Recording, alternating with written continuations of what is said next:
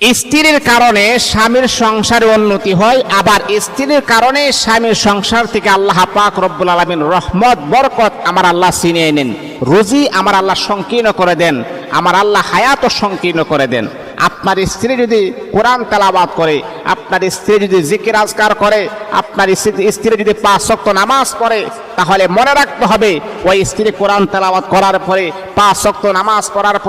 নামাজ পড়ার পরে তারপরে যদি 2টা হাত বাড়িয়ে আপনার জন্য দোয়া করে, অবশ্যই 100% আল্লাহ পাক রব্বুল আলামিন আপনার ঘরের ভিতরে আমার আল্লাহ বরকত দিবেন। এমনকি স্বামীর রুজি রোজগারের ভিতরে আমার আল্লাহ বরকত এবং সাকিনা নাজিল করে দিবেন। এটা আমার কথা নয়, আমার রাসূলুল্লাহ বলেছেন, ঘরের স্ত্রী যদি নামাজ পড়ে, ঘরের স্ত্রী যদি কোরআন তেলাওয়াত করে, ঘরের স্ত্রী যদি জিকির আজকার করে, অবশ্যই আল্লাহ পাক স্বামীর হায়াত ও বরকত বাড়বে, স্বামীর রুজি রোজগারের ভিতরে আমার আল্লাহ বরকত নাজিল করে দিবেন। এই জন্য মা বোনের আমরা যারা আছি